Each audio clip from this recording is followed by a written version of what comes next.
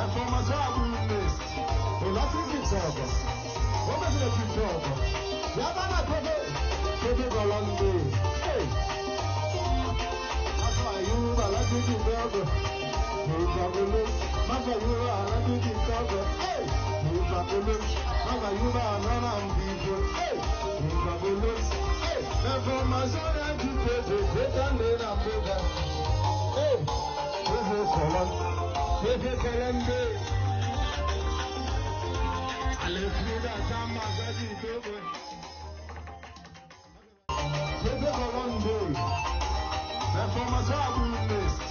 Et là, c'est qui sort. On va dire qui sort. Il y a pas la télé. TV Colombie. Hey. Afayuba, la télé sort. Mufabulu. Mafayuba, la télé sort. Hey. Mufabulu. Mafayuba, non ambitieux. Hey. Mufabulu. Voilà, merci très cher Internet. En direct, il y a TV Colombie, Max Bayuba. Donc, Bible ici, ce qui est toutes choses, nous devons remercier l'Éternel. Tu peux si nous en merci dans ces circonstances oyo. Après, si nous paie mayabo moi parce que Bible les autres banabisoté. Dans la réalité, l'homme c'est l'esprit. Merci pour l'esprit après si biso. Au bas koufi to l'équipe on a l'autre côté. Et nous avons to tondio na kombo na Yesu Masia. To tiki e bandelipe suka émission oyo na maboko na yo na kombo na Yesu. Voilà. Après, si vous en beauté, c'est la TV Colombie, Max Bayuba, c'est la vôtre. Mamundi Boutif que vous connaissez déjà, la comédienne de la RD Congo.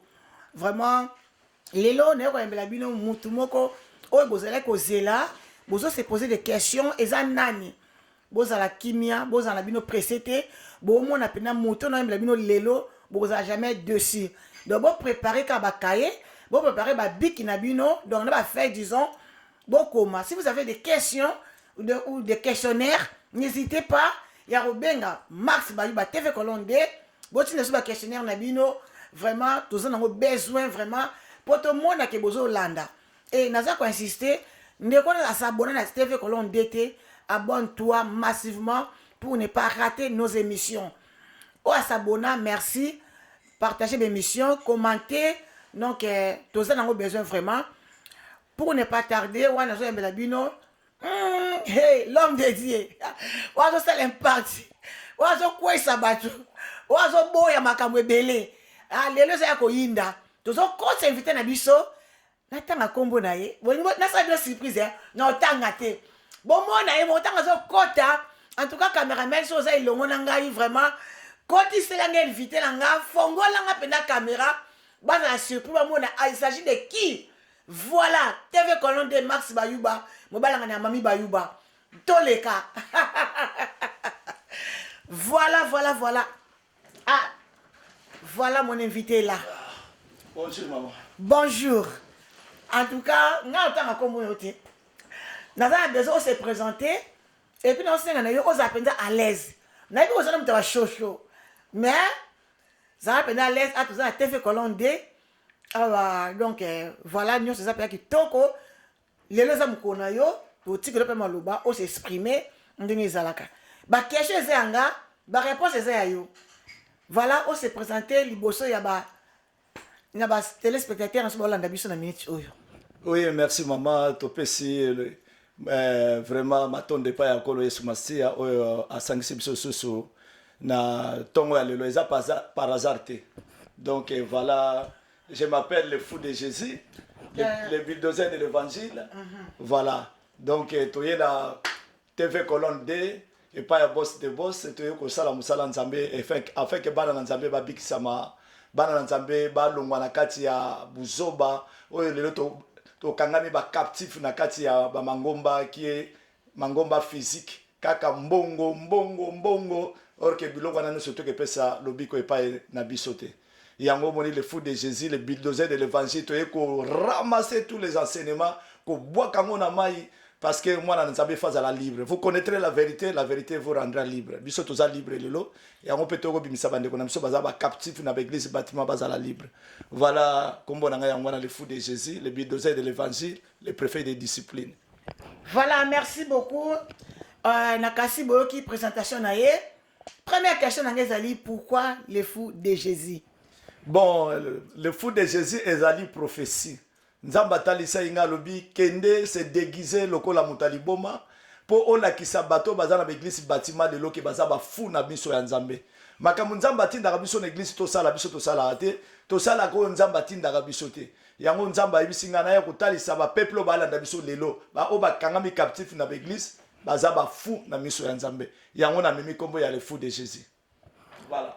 En tout cas, Mahamoisa Matate, hein? Donc, si vous avez un nini, pour du coup, au commis fou de Jésus, na perruque, tout consort se déguisé comme un fou, et ben non, nini nango, idée wana to, révélation wana, et où t'es qui wapi? Bon, révélation n'était pas encore le Yesu Nzambe nangoya. Asala la grâce nena mutonyo so alingi comme na zui grâce. Parce que toi, il n'a pas ça, il y a la vérité, et tu as une vérité, vérité à franchir le biseau. Il y a un singa qui est dans l'église. O bazo ko tchaba mbongo bazo tchaba dimi bazo matana ba montagne ngana za susu kunate. Donc baza ba funa misu nanga. Ngana to tinda bango bolingo, bango ba yena division. O biso to abato catholique, biso to abato protestant, biso to abato armée d'Israël, biso to abato église de réveil. Mais Christ n'est pas divisé ma sœur. Donc lokola bango baza divisé yango Nzamba bengi bango baza ba fou. Donc ngai naza enseignement pour na olakisa bango na molimo baza ma boma na miso Nzambe. Voilà un peu yango na memi kombo ya le fou de Jésus-Christ. Voilà, merci beaucoup. Explication n'a assez clair. En tout cas, ma réponse est aïe. Malobagno se roloba ezali aïe. Ezali ya mamundi bouté. Mamundi n'a rien à voir na katsa makama fou de Jésus. Ya malamu bozwa, oh yo monique esengela ozwa, zwa. Oh yo monique esengela ozwa te, y a pas un problème. On n'est pas là pour forcer quelqu'un. Donc oh yo monique alikamo est touché nga. En tout cas, les cambos, na moni na bénéficiaire, na bénéficiaire, il y a les cambos. Émission la na souka, tu ne seras jamais dessus. Donc, il y a ma révélation, ils ont caché, ma révélation à ma cassi et ma carte de sika. Mais je vous en supplie, bon zobabi qui nabino, et pour vous dire encore, ok, fou de Jésus, après ça qui annonce, à ce le pasteur, à ce a besoin de débat, na ba pasteur, je vous dirais que moi je ne suis pas pasteur. Ngaza pasteur te ngai nazali mondimi, voilà, na servante de l'Éternel bien sûr, mais na comme na niveau qui pasteur te, mais fou de Jésus a lancé appel ba pasteur boza ebele ba prophète ba évangéliste ba apôtre. En tout cas fou de Jésus azan a besoin na bino a la posa bosa pena débat. Comment expliquer bana fou de Jésus a bandi na moi ta pasteur mon côté ou azan a besoin ya ça la débat na fou de Jésus. Est-ce que vous avez peur ou quoi? Fou de Jésus. Oui, ma sœur. Makambo révélation oyo. Oh Nzamba eko révéler yo. E bandi yo na ki mukolo to na basage. Bon, révélation baninga na mukolo hein, na mukolo parce que na uti vraiment na mokili, na sakane na mokili, na salinyo sommet. Nzambe ayeko benga na moment mo nazaki na moment mo très difficile. Na pasaki 6 mois na kati hôpital donc le biko pona ngezala kité. Après Nzamba ayeko komi boni sabi na opeso le biko mais à condition il faut ça la comme ça là nanga. Yango mo to zwaka mbongo te to zwaka pe dimité to zote a rien que la vérité parce que c'est la vérité qui nous a sauvés. Yango to témoigner ka munena kolo Yesu Masiya Nzambe nango ya.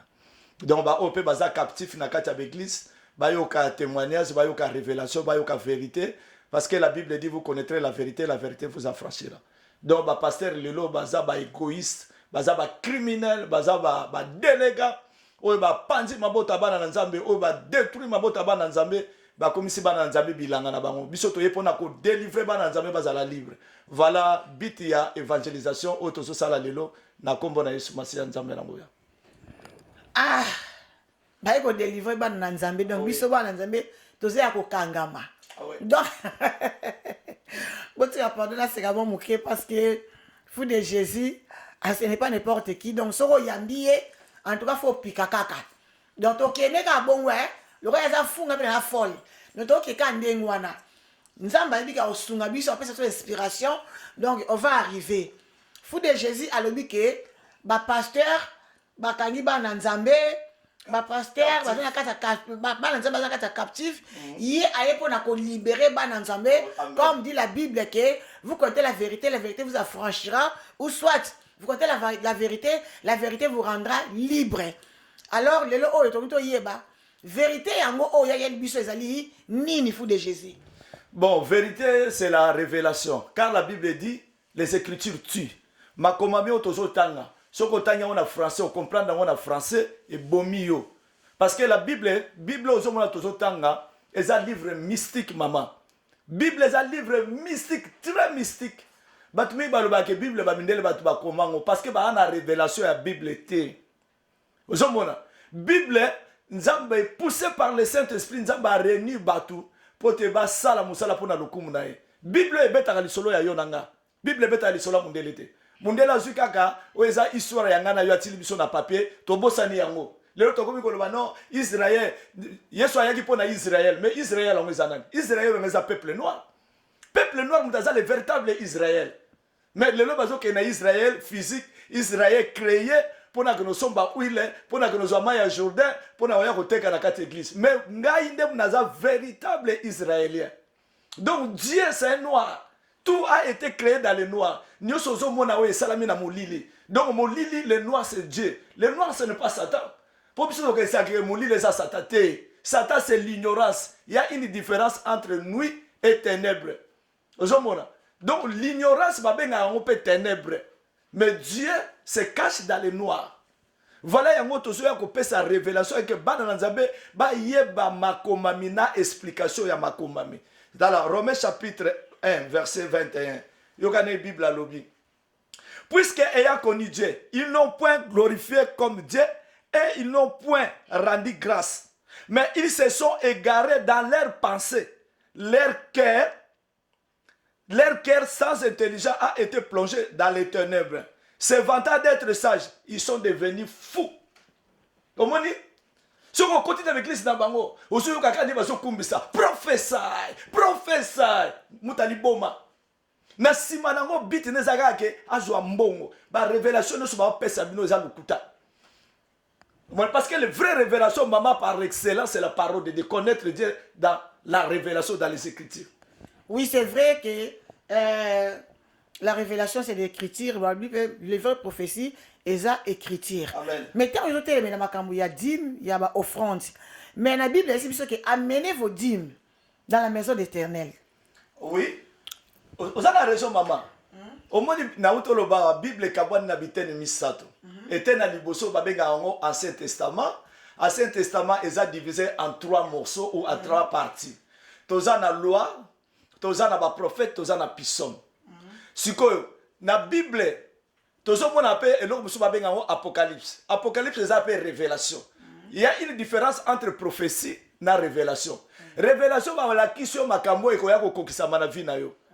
Prophétie ezali makambo ba la kisio na ndoto makambo ekoya ko kokisama. Donc ba prophète bazaki na révélation ba betaki lisolo Jésus Christ. Sikoyo Jésus Christ ba la kisio pe na révélation makambo ni na ya ko kokisana se. Il faut à la mosala nzambe faut yeba dans le boso base des écritures. Ésaïe chapitre 8 et verset 20 à la loi et au témoignage. Soko zu Moïse, il faut bimisa Yesu na kati. Soko simbi Déborah, il faut bimisa Yesu na kati. Soko te ibongo te opesi batu kufa. Yango biso siko to na révélation pour na kopesa explication claire afin que bana nzambe ba bikisa. Donc dim eza ni banda muto to azo pesa 10 000 là on a ke. Te ngala lini o expliquer nga bien. O expliquer bisones tout bien parce que ça na Malachi. Oui. Oh alors bien biso que apporter à la maison des trésors toutes les dîmes à l'Oukuna. Oui. Afin qu'il ne manque pas ne manque pas la nourriture. Voilà. Si quoi y a bisa biso, si quoi yo, et ça na kacha Bible, ça na kacha Malachi, ça na Saint Testament. Si quoi et ça expliquez nga. Expliquez biso bien. Explication de comprendre en fait. Bible ezana bitene misato. Eteni ya liboso to benyango prophétie. Et andoto. Tant ba obeta lisolo ya Malachi za ndoto. Mais ndoto wana bazo l'action na les choses physiques. Afin que muto aya ko kokisama na molimo makambo ne kokisama. Alobi na Matthieu chapitre 5 verset 17. Vous voyez, je suis venu accomplir, je ne suis pas venu abolir. C'est-à-dire makambo ba beta li solo, c'est là. N'a pas ça écriture parce que Jean chapitre 5 verset 39. La Bible dit vous c'est là tout en pour ban nzambe. Jean chapitre 5 verset 39. Voilà. Biso to yango pesa écriture. Parce que l'écriture, on peut s'appeler révélation dans la Bible dit, vous sondez les écritures parce que vous pensez avoir en elles la vie éternelle. Ce sont elles qui rendent témoignage de moi. Donc makambo nyonso ekomama na kati ya Bible ezopesa témoignage ya Jésus. Donc hier mutazoya kokokisa ba prophétie nyonso na révélation nyonso ya Apocalypse ezokokisama na kota nzota Jésus Christ. Donc Malachie chapitre 3 verset 10 banobi apporter dans la maison du trésor, pas à l'église. Hein? Maison du trésor aux animes. Maison église. Non. Maison du trésor aux Caritas. Il y a un moment où les catholiques basale sika nyonso église ezali maison du trésor ezali Caritas ezali. Moto azangi akoya kozali pa akoya kozelamba. Ngano tango tokutaki Afrique toyaki na poto baoti na biso na maison du trésor. Baoti na biso na église te.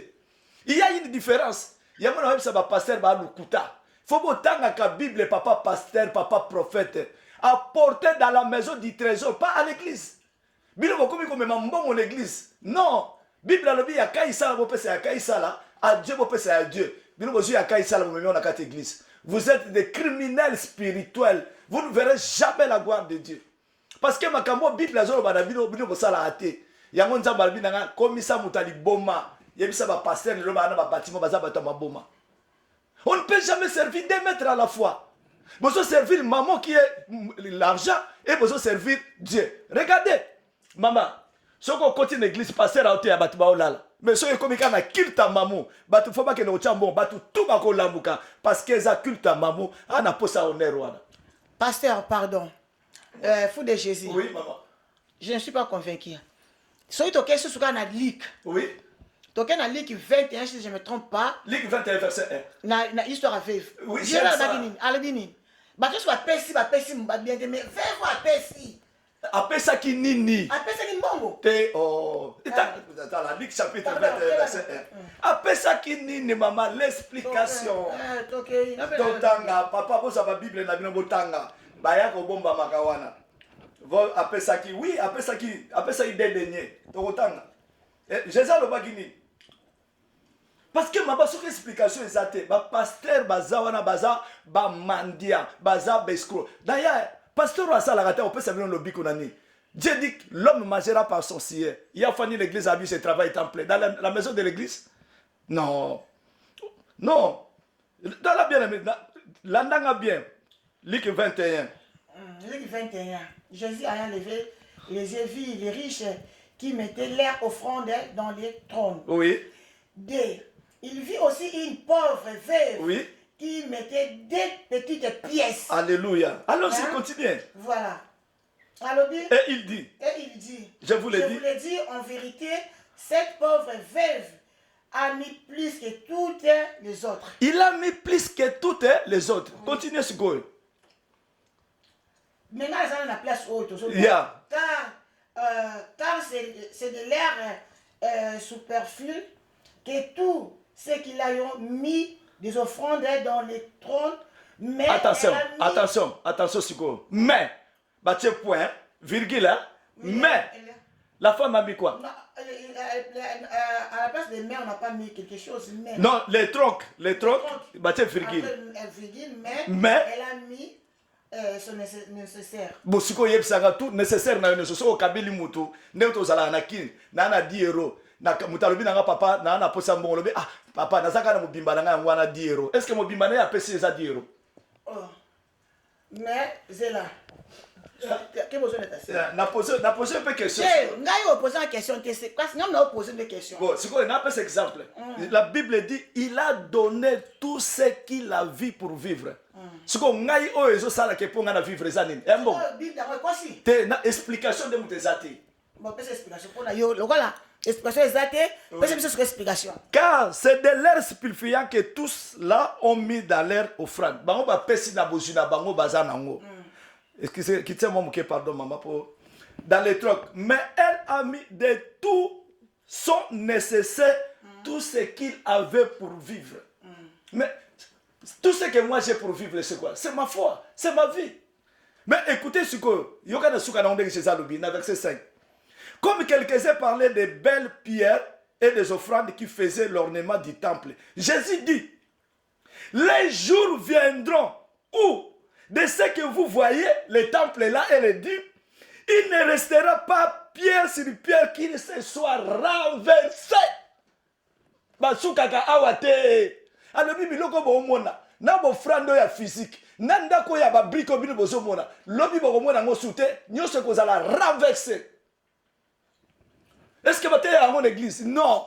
Bango basuka kaka moi soit na pesa ki nyonso zala ki nango na motema nango. Moi soit na pesa ki nyonso zala ki nango ya ko vivre, c'est-à-dire c'est sa vie qu'il a donné. Jésus zo beta bala likolo. Jésus zo ba biloko ya molimo. Alors dit moi soit na pesa ki motema na nyonso zala ki na yango. Mais azo pesa ngo exemple na 2 pièces. 2 pièces eso symboliser biso la loi et au témoignage.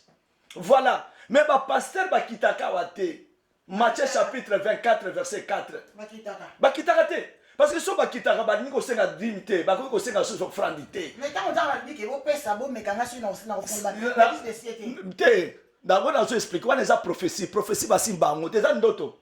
Lelo ko lota mbongo nzamba alobi apesi yo mbongo metango la mkambongo wana za ngote.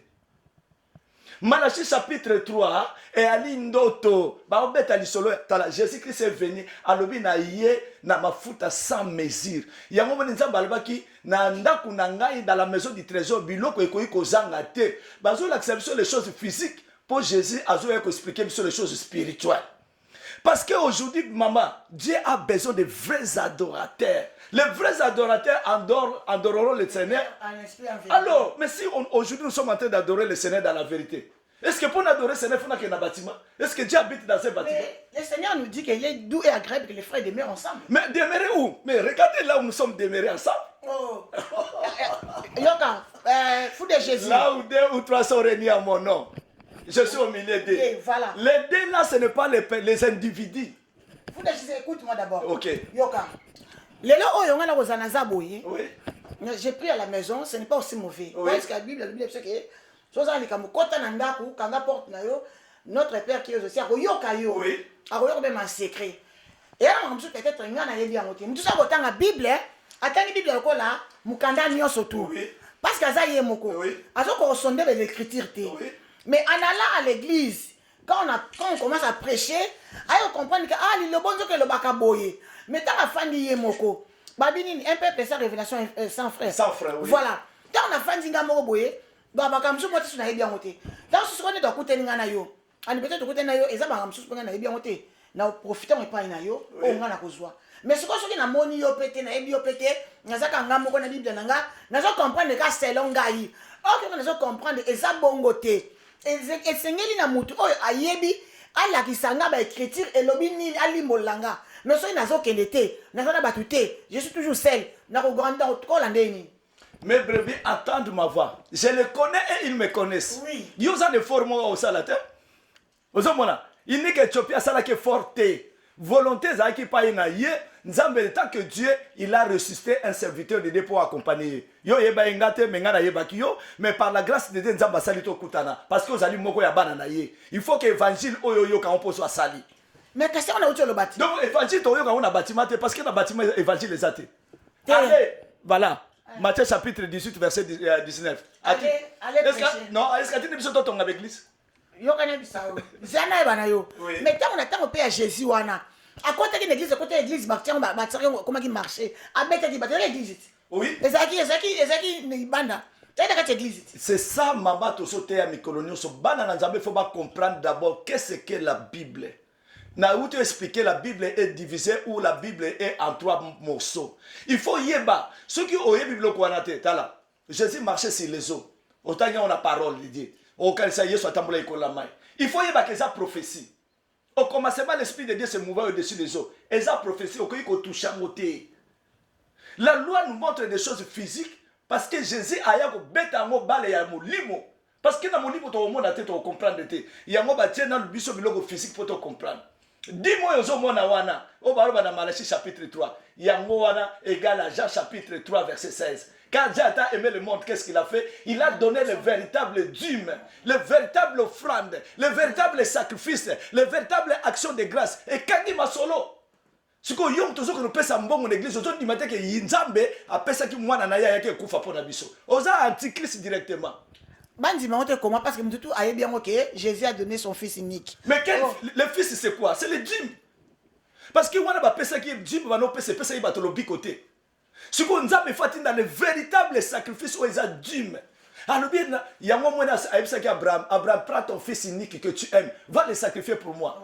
Nzambazo la kisabiso souffrance nini o ye akomona tango akopesa biso mwana na ye. Mais pourquoi c'est quoi c'est là? Tant yo moni do soto ezango na tina te pona yo. D'après pona ngai d'après la Bible te. D'après yo pourquoi c'est quoi Nzambe appelle ces 5 ministères? À quoi sert tout ça? Mais après ces 5 ministères dans l'âne.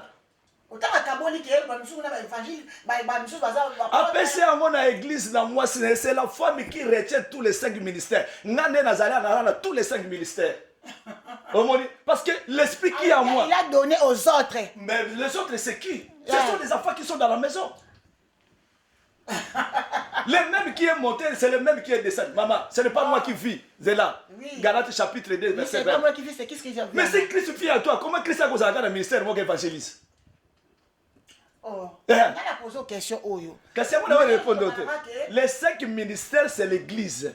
L'église représente toi, représente moi. Moi, toi, représente les 5 ministères.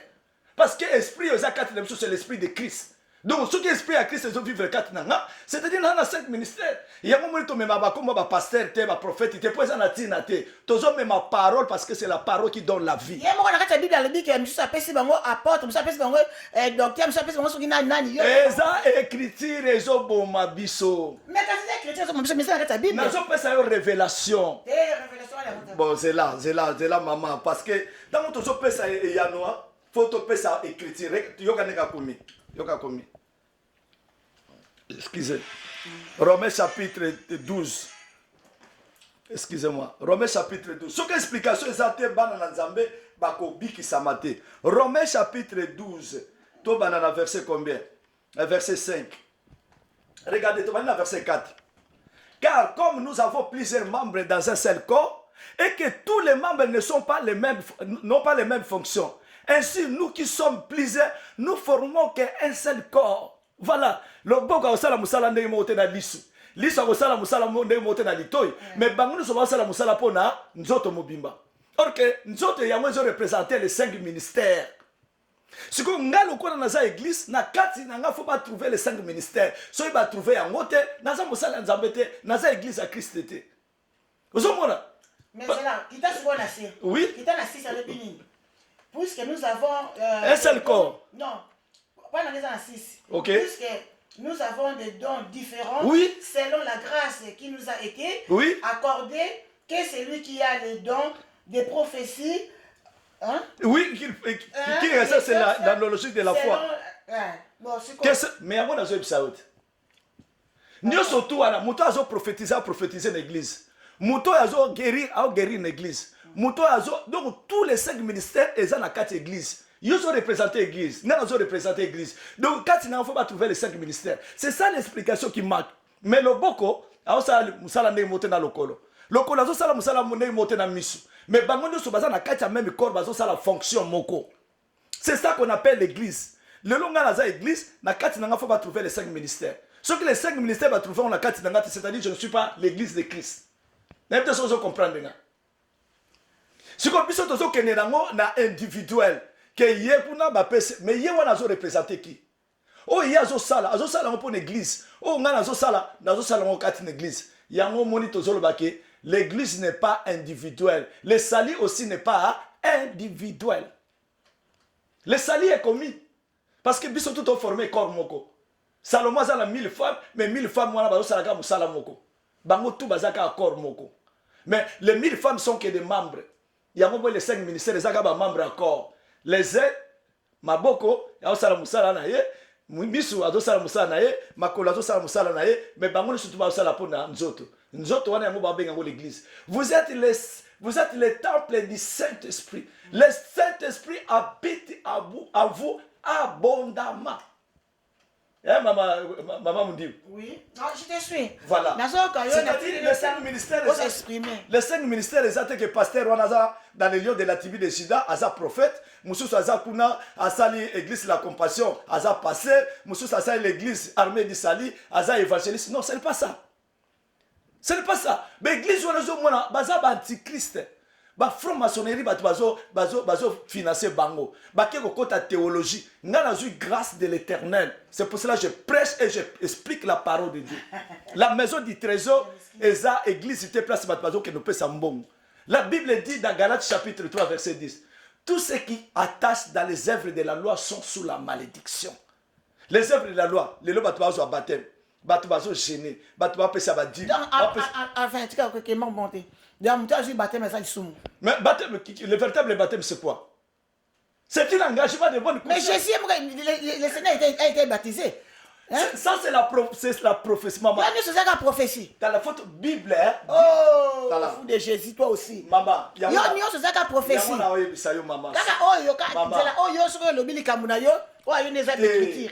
Mais ça, tu vas y aller, bango, c'est la prophétie. Maman, la Bible dit, quand le Saint-Esprit viendra, il prendra ce qui est de moi, il vous enseignera. Jean chapitre 17, verset 4 à 6 dit, Père, j'ai fait connaître ton nom aux hommes que tu m'as donné. Qui ne connaît pas le nom de Jésus? Est-ce que quand Jésus dit que j'ai fait connaître le nom, c'est le nom de Jésus qui l'a fait connaître à nous? Non, c'est l'enseignement. Connaître Dieu dans toute sa puissance, connaître Dieu dans toute sa profondeur, connaître Dieu dans toutes les dimensions. C'est ça un enfant de Dieu. En tout cas, balandi à TV Colonde, dans ce bozomona, plateau est un mbutu. Ba pasteur, ba prophète, ba évangéliste, ba docteur en Christ. Na elibino fou de Jésus. Parce que monsieur bazo bakato Rolanda été non. So bazo Rolanda été, boya ko sala penat de banaye. Bobi misaba nega zo misaba écriture azo ba pour yene so pas na yene so ezaka bandoto ba révéler ezaka bandoto mais oya yesu ka bimisi ya ye wana za mamba solo mais monsieur tika za bandoto mais sko bino bo sa théologie bino ba pasteur bo kenda bo sa ba théologie ba prophète ba nani nyoso tout wana ta la fou de Jésus yeyo aye liboso na bino aye au contredire alobino même na baptême ezama be donc depuis ma naissance jusqu'à présent, c'est ma toute première fois qu'on a baptisé et ça m'a lamouté. Nous avons fou de Jésus. Alors, nous avons dit que nous avons dit boyebi balobi boyeke ndako oyo etonga na mabele so on peut payer koyaka. Mais quand ils ont fondé, attends, on peut payer koya, nous avons koyate. Alors, le spirituel, ma makambo oyo fou de Jazoloba, a peur nous sabate belé. Bana nzambe belé ba obunga nzela. Alors, vous les pasteurs, boya na fou de Jésus awa na kati ya plateau bola sabiso nani azoloba vrai na azoloba faux parce que oya azoloba eza moi makasi mingi. Alors vous êtes où les hommes de Dieu, les appelés de Jésus-Christ? Boya c'est la débat na fou de Jésus. Fou de Jésus être baptisé eza ndoto to eza mabe yango nazoko expliquer bien et lo que zo manqué biso les l'explication nzamba zo la biso les choses physiques eza palpable parce que tant ya zo beta biloka mulimo omoni ce qu'on comprend de baptême té ce qu'on comprend de maïté bazo la que so mutazu baptême mai ndenge ni mai zo laver corps pour corps comme propre si ko tant ya a sukula biso na baptême a baptême biso na baptême du Saint-Esprit yango ne mutezo kotisa biso na kati na busindo pona koyeba ye tala na Ephésiens chapitre 4 parce que ngana linga toujours composer mes chrétiens na linga te koloba na Ephésiens chapitre 4 na verset 1 alors je vous exhorte donc moi les prisonniers dans le Seigneur à marcher d'une manière digne de la vocation qui vous a été adressée en toute humilité et douceur avec patience vous supportant les uns et les autres avec charité vous efforçant de conserver l'unité de l'esprit par les liens de la paix. Il y a un seul corps, un seul esprit, comme aussi vous avez été appelés à une seule espérance par votre vocation. Il y a un seul Seigneur, une seule foi, un seul baptême. Comment on dit? Un seul Dieu, le Père de tous, qui est au-dessus de tous, et parmi tous et en tous. Il y a un seul baptême, le baptème du Saint-Esprit. Misotan tozali na mokili, na ke na catholique otanga, ba pesinga baptême. Na ke na protestant otanga, ba pesinga baptême. Oh, kuna eza mabe, oh ya biso eza bien. Oh longwe kuna bosiko baptême ni eza malamu. Ko fa pe ose kwa na Yesu. Alors, sacrifiez votre corps comme une offrande agréable à Dieu qui sera de votre part un culte raisonnable. mwana na nzambe oyo azwi baptême ya molimo mosantu. Bible alobi les choses anciennes sont passées, voici toutes choses sont devenues nouvelles. Ça pour na yo, mais surtout aussi on a Bible, c'est-à-dire makambo nyonso ya kala eleki, loi, ba dîme, ba baptême mai, ba offrande, ba sacrifice nyonso eleki. Tala siko na kati ya Yesu Masia nyonso komi ya sika, nyonso komi ya molimo. Yango mwani ya bongo te. Et ça parce que neti boye, moi je dirais ceci, tant on a baillé dans Yesu te. Oui. J'ai fait tout ce que je pouvais faire. Oui. Na tamboni na yako tambola. Na tambusi vi na ngai moko. Oui. Lo lengi nga moko na lingeli. Te ngi yo moko te, satan mta otambusa. Te ke tolo bakani tolo barona moko. Oui. Lo lengi ngai moko na lingeli. Oui. Alors, tant on a yako yamba excusez-moi, pardon. Tango yo yamba Yesu. Tant on a yako yamba Yesu tolo bakango. Tolo bakabongo. Te meza lingala mabe ba yamba Yesu. Te tolo bakande ngwana. Bon likambo te tokei. Tolo bakabongo to yambi Yesu. Pardon, excusez-moi vraiment bandeko. Oyambi Yesu. Maman Todo, excusez-moi, je suis en pleine émission. Donc, il y a un bon morning a été. Merci. Donc, quand on a mis Yesu, il y a un Yesu qui est au union sur la kala et l'éki. Parce que c'est quoi? Na bana ko mitambu sa mawele ko la nyama moko boye. Nazo mitambu sa makalo ko la ngai moko na otambula. Nazo sa myoso o amabe, nazo sala ka nyoso mona kama be, nazo mona mamna sa nazo mona ka bien. Alors, tant on a eu yamba Yesu na bani o comprendre ce que ko longolazi meza amabe. Ko yibeza lisumu. Ko tongeza malamu te. Wana selon yo individu. Mais Bible ebetana liboso makambo Yesu. Kasi yango na katambola na yambi. Ebetana d'abord ko yamba yamba Yesu te. O yambele wa. Mayambi na molimo ti. Te ba yamba Yesu te. Tanga le bina biso na Apocalypse 20 on dit que azotemna na porte azobeta so akofungula koti azani. Wana za ko yamba te. Eza ko fungula. Ekasi. O yambi ete. Kasi on yo ba yambi tango kubeti porte masa sana yambi. Bon. Afunguli porte yambi na kuna iti. Liko yamba ya Bible ezali connaître l'enseignement. Yango ko yamba. Lelo batu baza na carte d'église soit disant bafunguli bitema. Mais baza na ba pakano. Parce que surtout tali comportement na bango jona accepter que baza bana na nzambe. C'est un exemple. Exemple là on peut savoir Bible est bête en masolo, elle dit que les choses anciennes sont passées. Oui. La loi, les dîmes, les offrandes, les baptêmes. Mais ça verset. Bon, tu peux ça verset hein. Ouais, le biquet dîmes les qui et là maman. Vous avez le fou de Jésus. Jean chapitre 2 verset 13. Et puis aussi Hébreux chapitre 10. OK. Voilà. La Bible dit, Jean chapitre 2, bien aimé, Jean chapitre 2, verset 13. La Pâque de Dieu était proche. Jésus monta à Jérusalem, il trouva dans les temples. Il trouva dans les temples, église, hein, les vendeurs de bœufs, de brebis et de pigeons. Et les changeurs assis. Et il a fait un fouet avec des cordes. Il chassa tout du temple ainsi que les brebis et le bouc et les dispersa la monnaie d'échanger et renversa les tables. Au moins, il y a un musalo. Mutazolo ba hébreu. Donc aussi hébreu, au moins la moufumo y a hébreu au lobanin. Et il dit au vendeur, verset 16, et il dit au vendeur des pigeons, ôtez cela d'ici, ne faites pas de la maison de mon père une maison de trafic. Ses disciples se souviennent qu'il est écrit, les ailes de ta maison me dévorent. Regardez, verset 18. Les Juifs prennent la parole, lui disent, quel miracle nous montres-tu pour agir de la sorte? Jésus répondit, détruisez ce temple, à 3 jours je les révélerai.